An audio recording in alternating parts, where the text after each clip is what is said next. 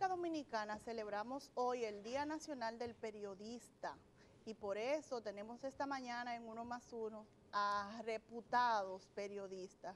Nos acompaña Percio Maldonado, presidente de la Sociedad Dominicana de Diarios, el presidente del Colegio Dominicano de Periodistas, don Adriano de la Cruz, y la reputada periodista Edith Febles. Con ellos vamos a estar hablando esta mañana de toda esta situación que nos aqueja, que nos afecta y que también nos da muchas satisfacciones en este ejercicio profesional. Bienvenidos sean todos. Gracias. Vamos a ver, empezamos por la Sociedad de Diarios, vamos a empezar por los Percio. patronos, ¿verdad? En un mundo como este, ¿verdad? Vamos a empezar por los patronos. Es un placer estar aquí con ustedes. Que a mí me acusaron muchas veces de patrono en el sindicato de no, periodistas y después el colegio. Patrón sin dinero. Sí, que no es posible casi. Pues que yo era director y seguí en el colegio y seguí en el sindicato. Vamos a ver, Percio. Bueno. Maldonado, director del Nuevo Diario y uno de los fundadores del Nuevo Diario. Yo creo que este es un momento interesante de muchos desafíos para la prensa en sentido general, para el ejercicio periodístico. Comenzaría diciendo que tal vez nunca como hoy se necesita tanto el ejercicio periodístico, porque pienso que cada año mueren cantidad de periodistas, cientos de periodistas en este ejercicio, y por tanto yo creo que hay que concluir que nadie hace más por la libertad de expresión y la libertad de información que el periodismo. Y diría que si mataran tantos dirigentes políticos como periodistas mueren cada año, el mundo viviría en una crisis profunda. Y tal vez ese es un aspecto que vale la pena valorar. Yo creo que la situación tecnológica le presenta al mundo periodístico unos escenarios nuevos y rápidos, violentos, que hemos tenido que hacer ajustes importantes, porque viene unido además con una situación financiera para los medios que es sumamente delicada. Y creo también que esta realidad nos ha universalizado el ejercicio.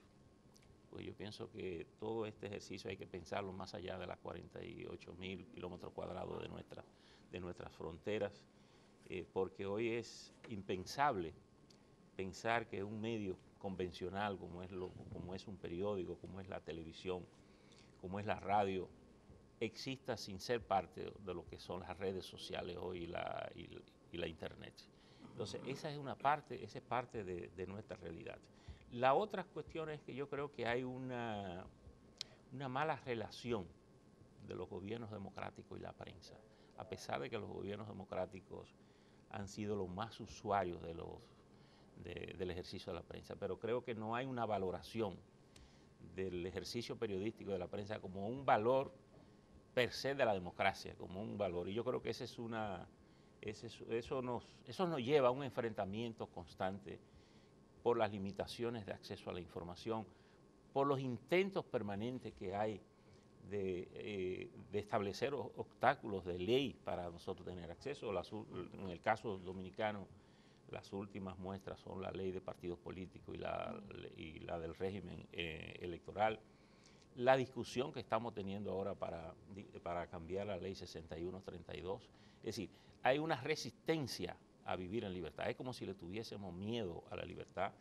Los mismos gobiernos han establecido procedimientos en que casi obligan al periodismo a un ejercicio de relaciones públicas, porque ya ellos no quieren responder preguntas, ellos quieren pautarse y colocar las notas que ellos creen que es noticia. Y pienso que eso nos genera a nosotros un desafío enorme para seguir luchando por eso. ¿Y no será, don Percio, que ese mismo desafío y la vinculación del periodismo, de los periodistas, del ejercicio con el gobierno, con los gobiernos, lleva a los periodistas a autocensurarse de alguna manera? Ese vínculo. Yo pienso que puede haber de todo, pero y evidentemente fíjate que parte de la política de los gobiernos es sacar los buenos periodistas de las redacciones, primero con posibilidades de mejores condiciones, con mejores salarios, económicas, claro, de condiciones que los medios evidentemente no pueden dar, y a partir de ahí entonces Bueno, el construyen salario ellos su promedio del propio. sector público de los periodistas más que duplica el salario Claro, promedio que claro. tienen los periodistas dominicanos No, en los y- medios. y Adriano debe condiciones. tener algún dato, porque algo ha hecho el Colegio de Periodistas de investigar, y creo que también hubo un trabajo, un libro publicado con auspicio de la UNESCO donde se hizo algo de eso. ¿Cuál informe tienen ustedes sobre eso? Bueno, en los últimos informes que hemos elaborado, gracias a los estudiantes de periodismo de las distintas universidades que nos están sirviendo ahora de apoyo, primero para que ellos sepan cuánto cuesta esto y el significado que tiene el hecho de que sean periodistas. Un periodista está ganando 18.000 pesos. ¿De promedio? Sí, promedio. El reportero, Sí, digamos. sí, es reportero. Sí. Es decir, si tú pones muy lejos, 30.000, y si pones muy cerca, 13.000. Esa es la realidad. Tanto es así que se fueron de las radios y eliminamos prácticamente las radios, quedando solamente Radio Mino Informando, que es una emisión que sale aproximadamente 45 minutos. Y 3 periodistas y 2 locutores. Eso es insólito, ¿verdad?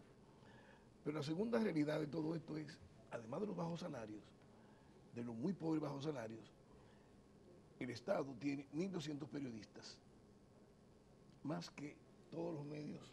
¿Tiene cuánto? 1.200 periodistas. 1900. 1.200. En todo el Que país. solamente, Sí, pero sí. yo creí que eran más. Hasta ahora 1.200 periodistas. Tanto así que le dije al presidente. Bueno, 1200 de Sí. todas maneras, Sí. tú dices que es más que todos los periódicos, que todos, y todos sí, los canales de que- televisión. Y todos los medios. Y todos los medios. sí. Yo le dije al presidente. Esos son los que están públicamente en la nómina, Ah, bueno, espérate. los 1200. No quiero Sí, decir porque hay, más. hay otros mecanismos de asistencia a un Sí. periódico digital, Sí, esa cosa. de ayuda, de colaboración. No, de y está la contribución. publicidad que Y la sostiene publicidad. a infinidad de programas, sobre todo en el interior del país, que no tienen Sí. mucho acceso a la gran publicidad, y entonces tienen que vivir de Sí. publicidad del Estado, Del Estado, y ahí sí. empiezan los problemas. Y entonces eso sí alarga la lista. Eso alarga y los lo lle- 1200, y lo lleva a triplica, 1.800. Sí. De los 600 que reciben apoyo Sí. por concepto de publicidad. Yo le dije al presidente, señor presidente, ¿por qué usted, en vez de una eventual ayuda que no ha llegado durante mi gestión nunca, usted no me paga la cuota de 100 pesos mensuales, que es la que deben pagar los periodistas? Hágame eso, nada más págueme la cuota mensual de los periodistas y yo no tengo que solicitarle muchas cosas a usted. Se sonrió y además le pedí que me hiciera una visita De los periodistas que trabajan para el Estado, al Estado. que le descuenten Sí, 100 pesos su cuota. mensuales y ya, yo tengo. ¿Tú recuerdas cuando? Pero 100 por 1200, ¿cuánto que te da? Pero esa es la cantidad que quiere. 120. Ah, pero eso no es tanto. No, pero para de lo que vive el colegio, no es eso. Eso serían solo 120.000 pesos al mes. No. 100 por 1200. Tú eres como la abuelita Milagro, que hace pan de la nada. ¿no? Pero ¿Eh? es que en eso Sí. que estamos. ¿Tú recuerdas, Juan? Eso no es Juan nada. Bolívar? Pero para no recibir nada. Como Para el colegio, para una Sí, institución, pero que no estamos recibiendo nada. que no están recibiendo. Nada. ¿Tú te acuerdas? Y del porcentaje aquel de la publicidad, que la ley, que que todos aquello, los dueños de periódicos que la 120.000. hizo voluntaria. me ofrecieron el paraíso terrenal. Y entonces yo con mucho gusto me lancé a la búsqueda de la presidencia del colegio. Cayó en el gancho, don Adriano. Sí, entonces ahora tengo que subsidiar de mis ingresos exiguos de profesor, tengo que subsidiar el colegio. A un grado tal de que nadie sabe cuánto yo he gastado en el colegio. Pero mire una cosa, con el colegio se da una situación muy lastimosa y es que los nuevos periodistas no están afiliados y el programa de afiliación al gremio, o sea, son pocos los que ingresan. Solo hay que ver cuando hay procesos eleccionarios o cuando hay alguna actividad que uno va. Uno no conoce a nadie, o sea, de lo que uno conoce usualmente en las coberturas, en la calle y eso, no conocemos a nadie, o sea, no hay nuevos. Nosotros hemos fundamentado 147 periodistas. Dígame usted. Ajá. ¿En cuánto? ¿En 2 años? Bueno, en 2 años menos 5. Bueno. ¿Tú tienes cuánto al frente? ¿2 Yo años? tengo 2 años, pero Ya. me faltan 5 meses para irme. Para los 2 años. Si no me voy a reelegir, ¿verdad? Como todo el mundo sabe, yo tengo que dar oportunidades a otros. Y hay una cantera de No líderes. me vengas a declararte antirreeleccionista aquí. Perdón, no sabía que esa palabra tenía su problema, pero definitivamente no me gusta la reelección. Yo tengo que promover y proyectar los nuevos líderes. Prácticamente he convertido el colegio en una escuela de formación de líderes. para que esos muchachos vean cómo se hacen las cosas y dentro de las exiguas posibilidades, cómo podemos subsistir. Bueno, aquí hay 3 generaciones de periodistas, aquí claramente establecidas. Muy marcada. Muy marcada. Los que somos de la generación de los 60, Sí, exacto. que estamos como en medio en desuso, Adriano y yo. Sí. Después viene la generación de los 80, que está Percy, Sí. Maldonado. Y vienen las milenias, Las niñas No, milenias. yo No, soy millennial. y yo tampoco. de la generación del 2000. Está colinda. Bueno, puede Sí, haber claro. empezado 3 o 4 años antes, pero Sí. collaron Claro. ustedes dos. Ustedes son generación del 2000, de los milenios. Sí, sí. No. Esa es la realidad. Vamos a ver, Todavía. un notable representante de esa generación, relevo en el periodismo de investigación. ¿Cómo se ejerce eso hoy día en el Bueno. país? ¿Cuál es la realidad de la investigación en el periodismo? Muchísimas gracias.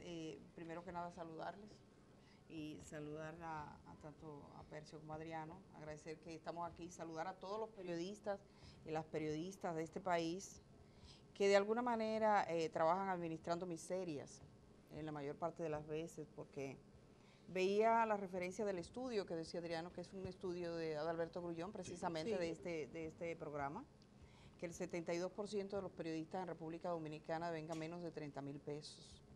La mayoría de ellos tienen trabajo doble. Menos de 30.000. Sí. Menos de Y 30.000. 30.000 pesos es el 72%. promedio hoy día de las canastas familiares. Tienen que tener más, El promedio. pero le exige a un periodista, por ejemplo, un periodista de televisión, le exige ir vestido como Doble empleo. con un tipo ataviado, le exige Sí. maquillaje, le exige cierta... El periodismo tiene también eso, y entonces yo sé que resulta muy difícil para muchos. El periodismo, digamos que de investigación, yo creo que tiene muchos desafíos. Hay una palabra que usted citaba hace un ratito, cuando estábamos sentados allá, que era el de la certidumbre.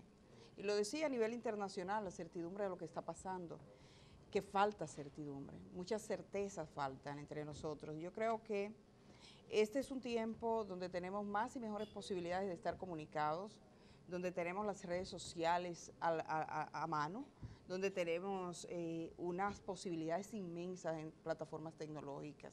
Aquí el ciudadano del más apartado rincón está grabando lo que está ocurriendo, está transmitiéndolo, pero al mismo tiempo que eso nos representa una gran riqueza y una gran posibilidad, es un gran desafío por la manipulación de la que puede hacer objeto. Y yo lo digo con conocimiento de causa, o sea, te encuentras en las redes sociales que hay participaciones por nóminas, donde encuentras que hay gente que manipula los contenidos.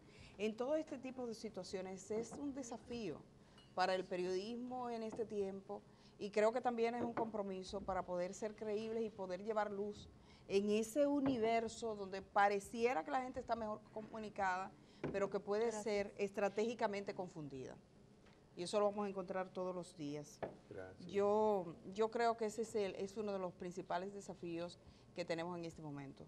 Obviamente, el tema de la investigación, por ejemplo, está relegado en la prensa.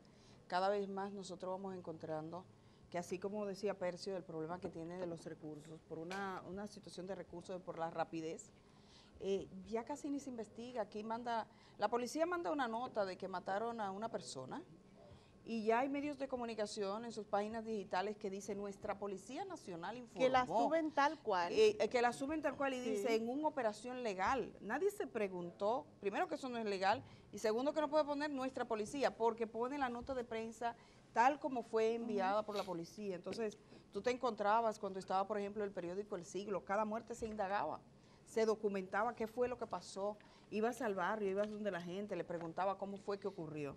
Pero tenemos esa prisa, esa necesidad de llenar esos periódicos digitales, por ejemplo, el desafío de la redacción, que tiene que tener al otro día contenido, que de alguna manera está, yo creo que carcome, que lesiona. Pero el es que rigor. también, Edith, en las redacciones hay cada vez menos periodistas. También. Y cada periodista tiene que servir su contenido, su agenda a múltiples plataformas de ese medio. Entonces, ¿de qué manera operativamente y funcionalmente Exacto. se puede investigar un contenido más a profundidad? Y en ese proceso de no investigar las cosas y la necesidad de llenar cada una de esas agendas y guiones y cada una de esas plataformas, la ética muere. en Muere el todo. medio. Y muere la verdad. Y muere la verdad. Creo que una cosa va conduciendo a la otra. Y hay un cambio importante aquí que se ha dado con la tecnología. Antes uno trabajaba 24 horas para hacer una nota para el día siguiente, sustentada, investigada, confirmada. Las plataformas digitales pasaron a ser prioridades ahora en los periódicos. Y en la noche, de todo eso cuanto hay ahí, hace una selección de lo que se va a publicar. Sobre todo para los periódicos escritos y posiblemente para la televisión, ustedes que tienen noticiario, que hacen resumen de noticias, deben procurar o debemos procurar siempre de poner algún valor agregado a esa información para tener importancia, porque difícilmente tú puedas presentar alguna información que ya no se conozca de alguna manera temprano en las redes. E incluso hay una inmediatez ahora. Ya no es que el periodista te reporta desde que va y cubre, a veces te tiene que reportar desde el lugar in situ de información, porque hay una urgencia que tiene y incluso hay una brevedad. Es un mundo en que lo que domina es el video, la imagen, la figura. Lo vimos ayer en el incidente de la Cancillería. Claro, Antes de que ya la Cancillería misma y la policía respondiera, ya el video estaba circulando profusamente. Claro. Y en muchísimos casos lo vemos así. Sí, y bueno, y también hay unas redes sociales con un país que carece de una buena educación. Y por tanto el uso que se da a esas redes no siempre es la mejor, pues la gente la usa mucho como desahogo, para insultos, a veces para opinar sin ni siquiera conocer. Por eso es que creo que el ejercicio periodístico ahora es más importante que en ningún otro momento de la historia posiblemente, porque ya incluso las famosas informaciones falsas, fake news, como se llama ahora, es una cosa que ha existido siempre, solo que ya tiene una dimensión diferente por el pero tema ahora son de la industrias. No, lo que don pasa es que ahora es más Pero democrática, Percio. Sí, por eso te ahora digo. cualquiera, Claro. así como cualquiera puede informar correctamente, Claro. cualquiera manipula, Claro. informa Claro, falso. lo que pasa y es- antes era privilegio de los medios, Lo que porque pasa no era es- que no había noticias falsas ni manipulaciones, Claro, lo que siempre pasa es ha que estaban habido. concentradas. Claro, siempre hemos Y tenido ahora ya no. informaciones falsas, solo que ahora se divulgan más. Yo me río cuando oigo Es- hablar de eso, yo es digo, pero más. de mi época denunciaba muertos. Claro. Exactamente. Pero de es mi época más. de muchacho que el periodismo ya denunciaba muertos. Lo que pasa es que se propaga con Ahora más se ve rapidez. más porque lo practica la masa Claro. en las redes. Bueno, en el último estudio que hizo el Instituto de Investigación de Massachusetts sobre el Twitter, dice que las informaciones falsas se reproducen 70 veces más que las informaciones verdaderas. Que suelen ser Pero además, cosas tremendas. además hay un aspecto aquí. Hay gente que construye informaciones falsas Claro. para conseguir resultados en coyunturas específicas. Y por eso son muy usuales, por ejemplo. Gente anónima. Y gentes conocidas que lo hace estratégicamente como parte de un plan. Por ejemplo, en una coyuntura electoral, construir una información falsa puede tener un valor, porque tú puedes tener un resultado inmediato en En esa Brasil, coyuntura en contra un este último candidato. proceso Y electoral, se después documentó investigamos, mucho. ¿verdad? Y si se determina si después es verdad o no mentira, poco importa, Sí. porque ya el resultado se ha logrado. Con el Brexit, por ejemplo, en Londres, la posibilidad de manipular una decisión colectiva se consigue con una En con el una Brexit, distorsión. en el resultado positivo a la salida de Gran Bretaña de la Unión Europea, concurrió mucha información falsa y manipulación masiva O en lo- a través de las redes. Antes se hubiera hecho, los medios que estuvieran en esa línea lo hacían, pero ahora lo hacía masivamente Claro. la población. Así es. Edith sabe de eso, todavía ayer pasó por una experiencia de manipulación. Sí. ¿Cómo fue eso? Que la Embajada de Estados Unidos emitió a petición tuya una información y se la adulteraron en las redes, después apareció Sí. falsificado el comunicado de la Embajada. Sí, es bueno, yo incluso quiero explicarlo posteriormente, si hubiese sabido quizá lo pongo acá con la gráfica para que la gente lo vea, pero puedo comentarles que hace aproximadamente 2 semanas, a propósito del caso de Miriam Germán, yo envié una serie de preguntas a la Embajada de los Estados Unidos en el país, con relación a varias situaciones. Unas preguntas que incluso agregué otras con posterioridad y ayer mismo le pedí especificación sobre las respuestas que daba. En el día de ayer, la Embajada de los Estados Unidos me respondió a esas preguntas, básicamente. Y en lo que se refiere al ciudadano Richard Molina Ovalle o Richard Gloss Ovalle, que ahora sabemos que es una misma persona. O sea, recuerden que con el caso de la magistrada Miriam Germán, la Procuraduría General de la República anunció que estaba realizando una investigación sobre un sujeto de nombre Richard Molina Ovalle, que también ellos habían constatado que era Richard Gloss Ovalle, que estaba, decía la Procuraduría, vinculado al narcotráfico y que por esa razón... Y que estaba bajo investigación aquí y en Estados Unidos, decía el procurador. El procurador general adjunto, el inspector de la Procuraduría, Bolívar Sánchez. Entonces, ¿qué pasa? Esa persona se supone que tenía una vinculación con Miriam Germán y... la vinculación fue que él fue el que construyó una casa. La casa que Miriam Germán compró, pagó con la herencia de su hijo. Y se puso en evidencia el tema a propósito de la intervención que ya se está claro que se hizo al teléfono de Miriam Germán. Sí. Porque Claro ha dicho que recibió la notificación de pincharle el teléfono y nunca recibió la otra notificación, que es dejar sin efecto. Lo que hicieron con eso ya sabrán ellos, pero lo cierto es que se le intervino el teléfono a la magistrada Miriam Germán. Entonces le pregunté a la Embajada de los Estados Unidos sobre esta persona, sobre sus antecedentes penales, también le envié una fotografía de un visado que yo obtuve por fuentes vinculadas cercanas a la familia de Richard Molina Ovalle o Richard Gloss Ovalle, que aquí descubrieron que era la misma persona. La Junta Central Electoral esta semana dio el informe, y que la Embajada de Estados Unidos en el año 2016 le dio visa como Richard Molina Ovalle.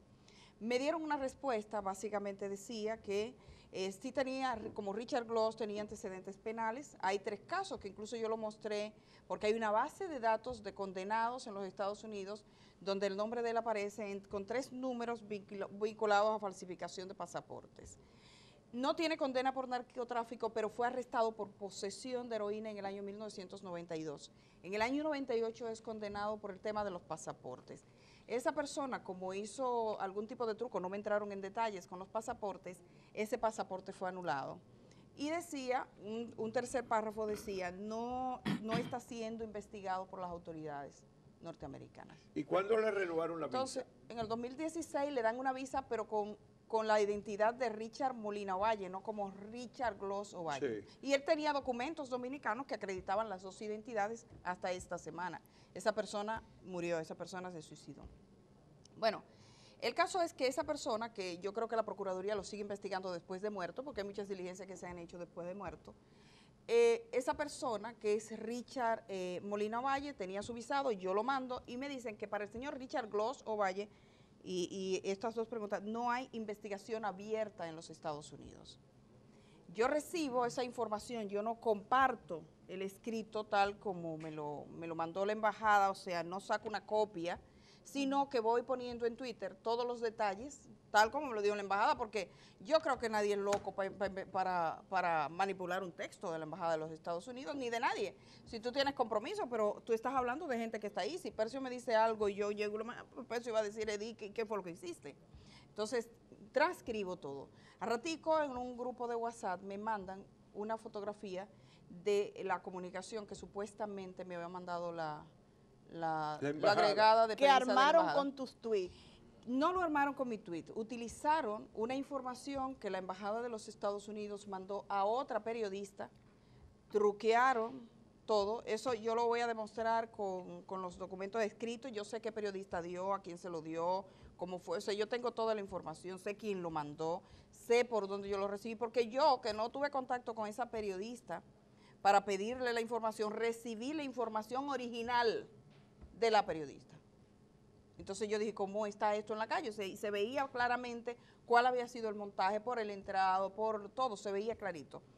Yo lo que hice fue, ciertamente, mandé la versión que circulaba a la agregada de prensa, por supuesto. La Embajada de los Estados Unidos emitió un tweet. Si ustedes entran a la página, al Twitter de la Embajada, ellos dicen que andan circulando unas versiones que difieren y vuelven y ratifican lo que ocurrió. Pero sí puedo confirmarles que ese texto de la embajada Bueno, que fue alterado. modificado, fue alterado, manipulado. Adriano de la Cruz, ¿qué hacemos? El negocio de la comunicación ha sufrido transformaciones muy grandes en todo el significativas. mundo como consecuencia de las nuevas tecnologías y de la elevación de costos. Por ejemplo, el papel de impresión. Percio podría decirnos, ha subido mucho en los últimos años el precio del papel. Mucho. ¿Cómo ha subido eso, Percio, entre 300%, paréntesis? Mucho, 300%. mucho. Y diría que es uno de los grandes retos que tienen los costos de los periódicos. ¿Qué porcentaje se va ahí? Porque además, bueno, ese es el costo mayor para un imprimir periódico. un diario.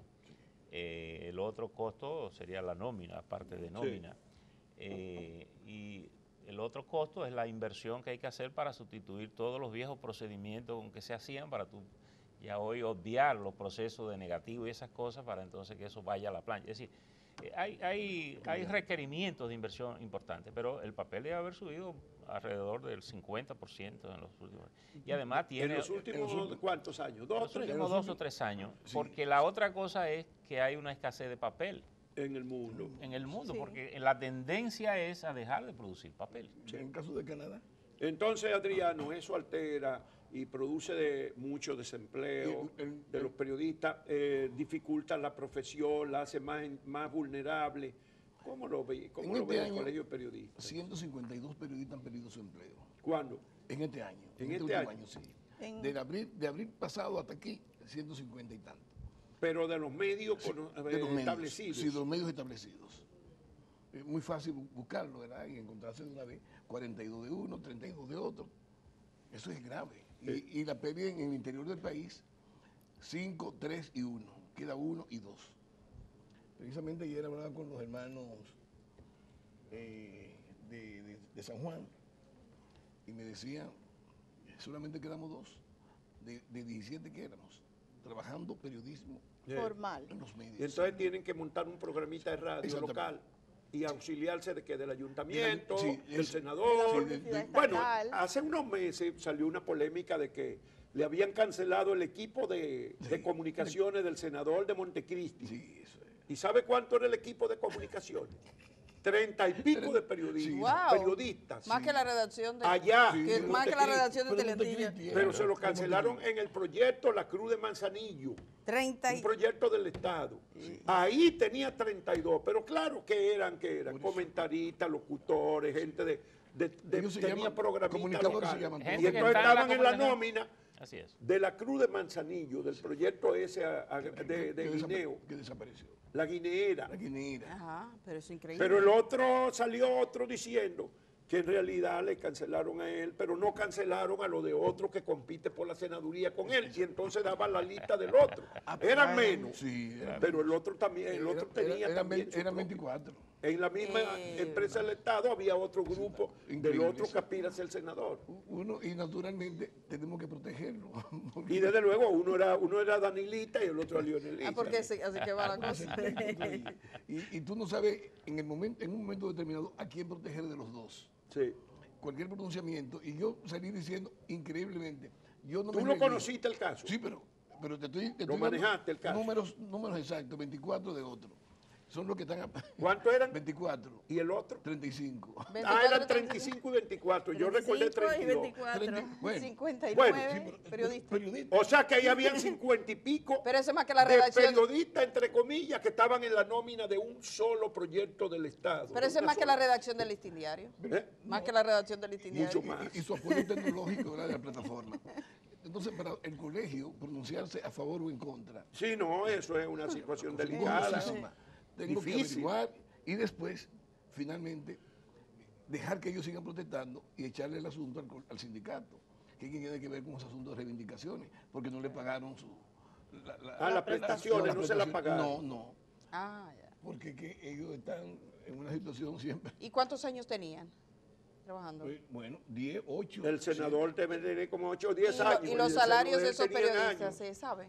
Percio, el negocio de los periódicos, el sustento, vamos a hablar, para hablar en términos más comprensibles, el sustento de los periódicos, se está diluyendo la base tradicional de sustento, hay menos publicidad para los periódicos, se debilitan los periódicos. Yo creo que parte del reto, digamos, de sostenibilidad de un medio es precisamente la parte de sus ingresos. Y la publicidad pública incluso ha estado bajando, la publicidad privada también ha ¿Y estado la pública ha bajando. bajado? Sí. Pero el gobierno gastó 11 millones de pesos diarios el año pasado en publicidad. Pero esa publicidad no va a los medios convencionales. Es decir, ¿Y dónde va? Va a las modalidades que tienen los gobiernos de patrocinar las llamadas bocinas, los programas especiales. Que están concentrando ahí. Yo creo que hay que distinguir, pero por ejemplo una pauta en un periódico, en un diario, tú abres el periódico y te das cuenta que, bueno, están los anuncios institucionales, de convocatoria, ese tipo de cosas, pero esa publicidad que hace el Estado haciendo campaña, eso ha desaparecido de los medios. Entonces yo creo, fíjate, y yo pienso que aquí ha habido una tendencia que es la de ir hacia que grupos económicos son los que están sustentando de alguna manera los medios. Para un grupo económico, el principal objetivo es hacer sostenible el medio como primera tarea. Evidentemente todo grupo que invierte quiere tener un beneficio, pero yo pienso que un grupo económico que tiene otras actividades que son sus principales ingresos, que le genera sus principales ingresos, el propósito central es hacer manejable un medio de comunicación desde el punto de vista financiero. Por eso, todo el esfuerzo que hacen los medios por hacer ajustes, reducción de páginas, reducción de personal en consecuencia, la investigación. Tamaño del formato que está cambiando, ya el listín diario es un formato más pequeño. Eso es parte del esfuerzo. ¿Eso que implica? Menos costo de papel. Eso es menos papel, menos personal en redacción posiblemente, sufren los aspectos de la investigación. Claro. Ahí perdimos 11 periodistas. Menos plancha, menos películas. Es decir, hay una parte importante del costo financiero que se puede reducir por esa vía. Por tanto, yo pienso que esto que hizo el Listín, por ejemplo, un periódico como el Hoy, yo me imagino que debe estar considerando también, también un plan para llevar a puntos de racionalidad de sus medios, porque tú no puedes ir contra la corriente, tú tienes que ir haciendo manejable. Porque yo pienso que es preferible un medio que haga el esfuerzo por sobrevivir que un medio cerrado, un medio que quiebre. Yo creo que el riesgo es mayor. Lo es mayor para los empleos, es mayor para la libertad de expresión, es mayor para el asunto. Entonces, pero pienso que son los medios económicos los que han estado sustentando. Desde hace mucho, ha habido una tendencia aquí desde hace mucho. Recuerden que ¿quién salvó la situación del listín diario en la crisis? El Baninter, cuando se complicó la familia de Pellerano. El Baninter. Cuando Baninter quiebra, ¿quién salva el listín? Sí. El grupo Corripio, grupo primero se queda enlistado Vicini. y después Sí, pasa, pero pasa el grupo. Pero es un tránsito. Y después parte de esos grupos salieron del listín. ¿Quién se queda con el diario, básicamente? El grupo Pepín. Por tanto, el grupo Pepín, que además es muy racional en su lógica económica, está procurando hacer sostenible el medio. Y posiblemente en manos de un grupo como el de Pepín puede el periódico tener más garantía que en cualquier otro grupo, porque ya muchos de los Pero medios, eso implica un proceso de concentración. Claro, de los medios. lo eso implicará. Es otro elemento Es absolutamente otro elemento, indeseable. es otro elemento, pero es inevitable ese proceso, porque una cosa te va a conducir a la otra. Y yo prefiero que alguien tenga muchos medios y no muchos medios cerrados. Porque yo pienso que nadie tiene tantos intereses que pueda llenar todos sus medios solo con sus intereses. Exacto. Es decir, por tanto, un medio siempre será un patrimonio social en términos de libertad. Edith, cuando tú hablabas ahorita, cuando planteabas lo que ocurrió con la información que pediste a la Embajada de Estados Unidos, pensaba cómo, nunca como ahora, tenemos las posibilidades y el acceso a fuentes para confirmar. De distintas formas podemos confirmar una información, pero nunca como ahora las noticias son más ligeras y a veces publicamos cosas que tenemos ahí a una llamada a la persona a la que estamos haciendo referencia. ¿Por qué nos estamos volviendo tan ligeros cuando tenemos tantas posibilidades de profundizar solo con entrar a un portal, con hacer una llamada, pero cada vez lo hacemos peor. Yo creo que son dos aspectos. Por un lado, por ejemplo, lo que ocurrió en ese caso es una manipulación dirigida, o sea, no es gente que pensó que estaba confundida, no, no. Ahí hubo un acto deliberado de manipulación que tenía unos fines, ellos sabrán cuáles, pero eso está claro, que hubo un acto deliberado.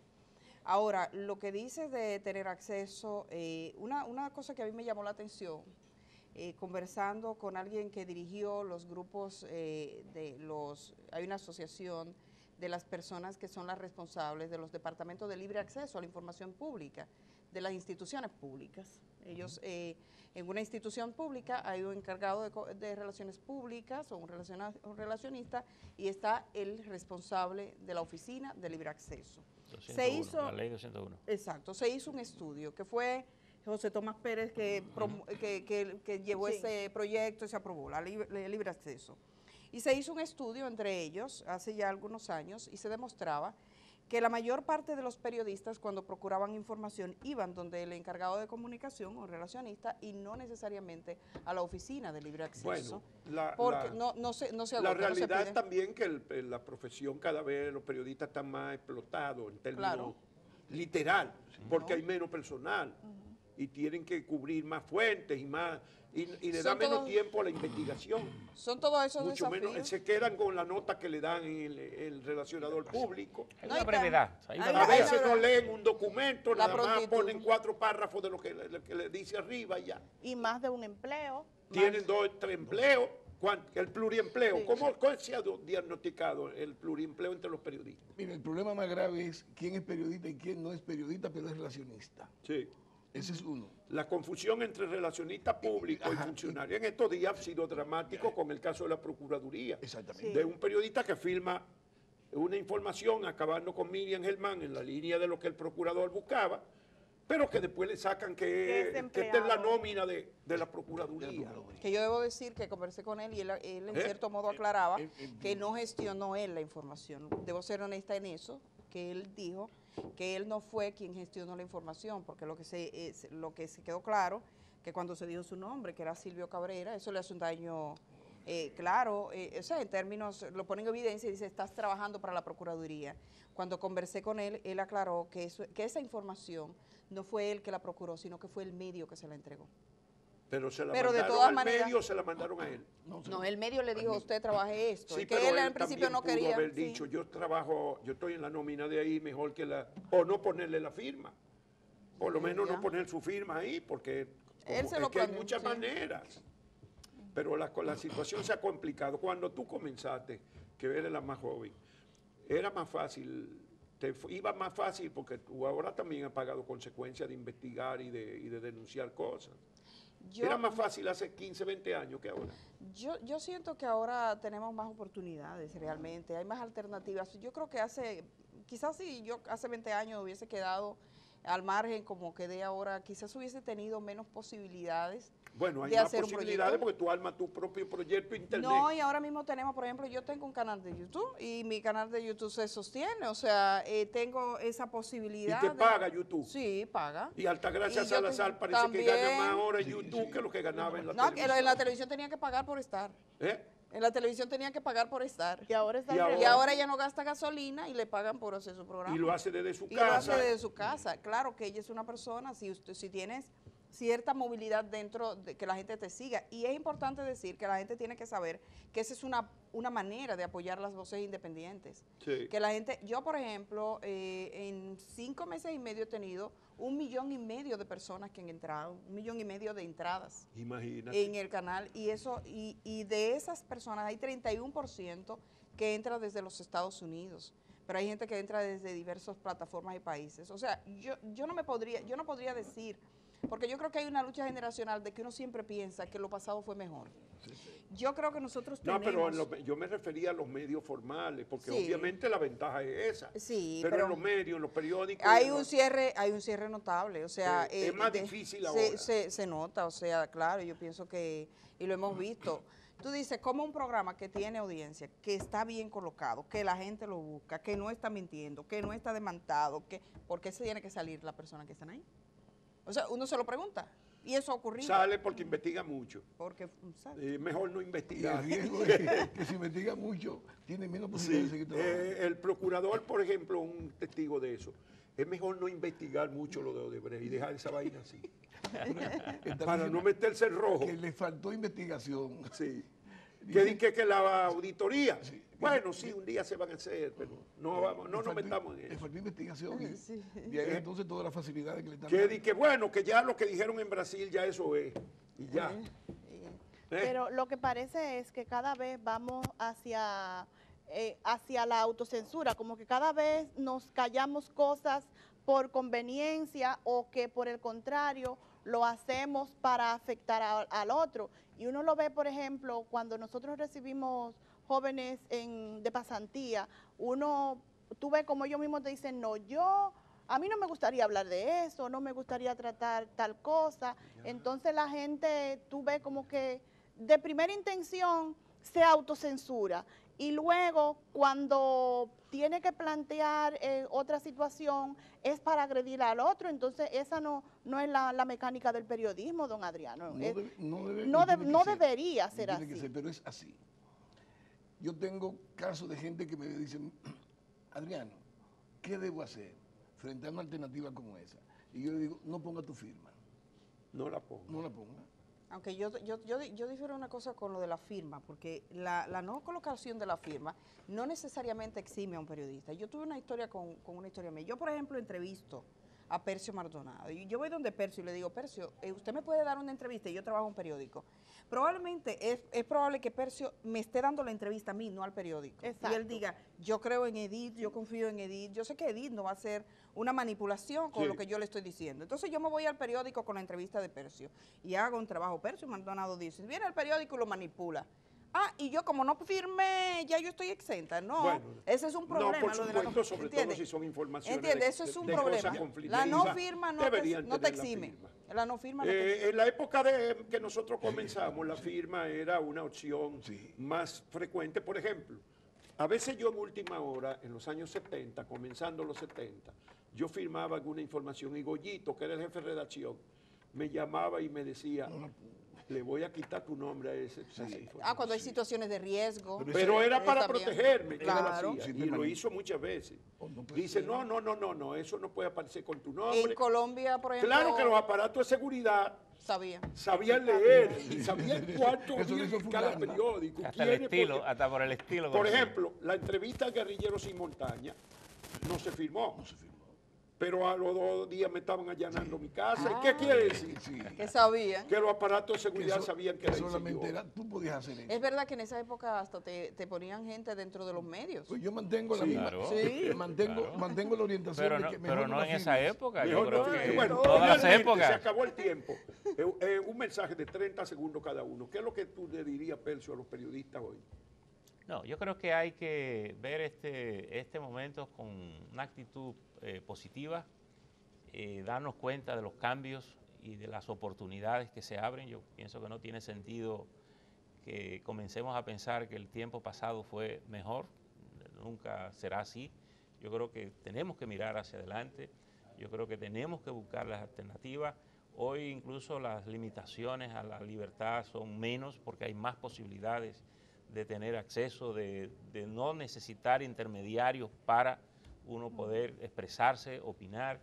Creo que los propios medios tenemos menos posibilidades de manipular la verdad, de ocultar la verdad, y yo creo que eso desde el punto de vista social es importante. Entonces, creo que tenemos que procurar también una mejor formación de las universidades, del personal periodístico que está saliendo, que deben salir formados con las orientaciones de lo que está pasando en el mundo, porque siento que todavía parecería que estamos formando periodistas para el siglo XIX, el siglo XX y estamos en el siglo XXI. Es decir, yo creo que es esa perspectiva la que tenemos que tener. Edith. Sí, yo creo que también decir que como decía, que este es el mejor oficio del mundo, decía García Márquez. A todos esos periodistas que generación tras generación han sabido reivindicar en cada momento el valor de este oficio y recordar que esto vale si le ayuda a la gente a decidir bien. La gente está escasa a veces de tener certezas. El amor por la verdad para mí es algo muy, muy importante. El que procuremos en la medida de lo posible aproximarnos lo más que podamos a la verdad, para que no triunfe la infamia, para que no triunfe la manipulación, para que nadie sentado en un cuartito con 10 gente mandando Twitter pueda manipular la verdad para este pueblo. Yo creo que para nosotros los periodistas esta es la mejor oportunidad de poder hacer que la gente confíe en nosotros.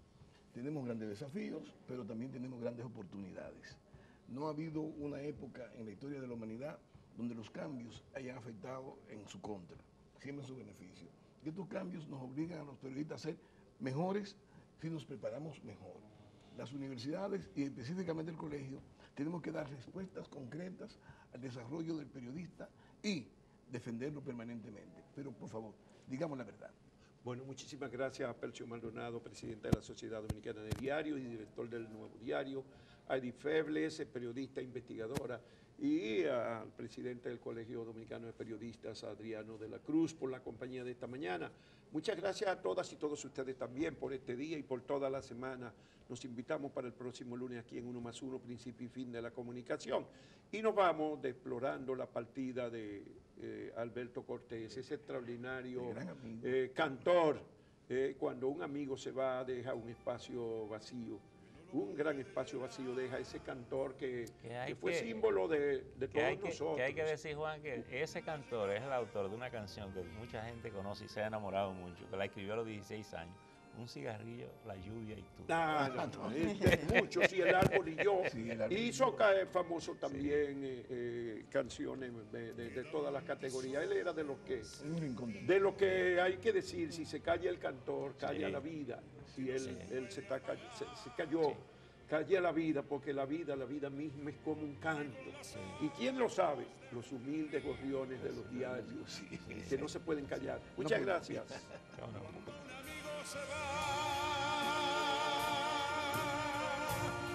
Una estrella se ha perdido, la que ilumina el lugar donde hay un niño dormido. Cuando un amigo se va,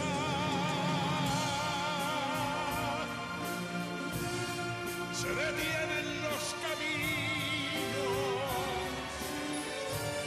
y se empieza a revelar